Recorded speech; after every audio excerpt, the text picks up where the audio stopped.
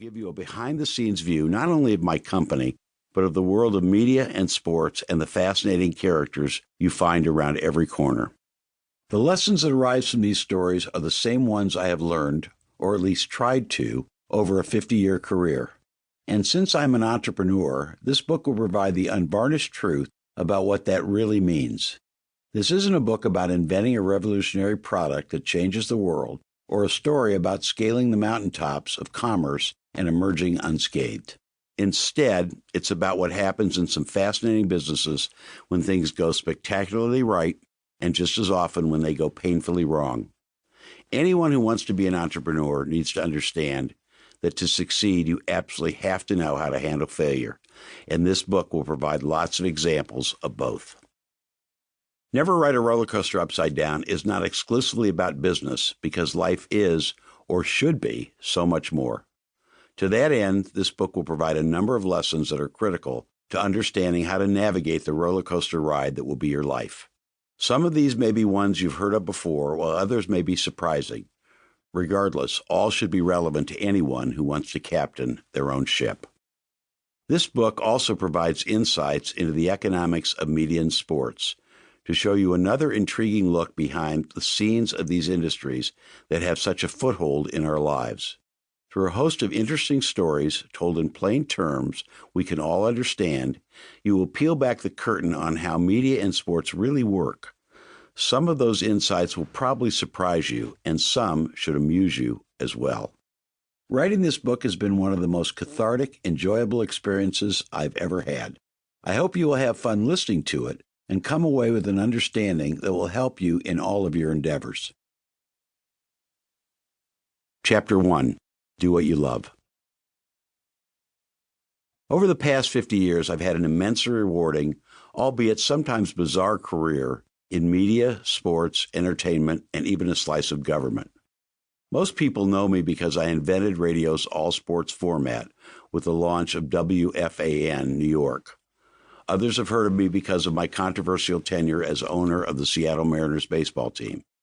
For years, I've told friends that I had to be an entrepreneur because I'm not capable of being hired in a free society.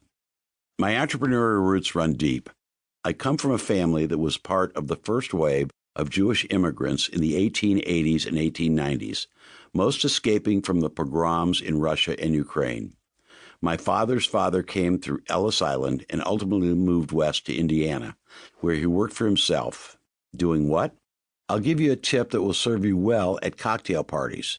When you meet someone who is Jewish from the Midwest, ask if their family was in scrap or dry goods. They will be amazed at your perceptive skills. It's a trick question. Every Jew in the Midwest was in scrap or dry goods. My father's father was a peddler, selling his wares in several small towns in Indiana until he settled in Indianapolis, where he started a poultry business that operated successfully for many years. My mother's father, who had also landed in Indiana, was a classic entrepreneur. In 1912, he started one of the first, if not the first, automobile finance companies in the United States. The business was wildly successful all through the next 3 decades, and he prospered even as the country was ravaged by the Depression.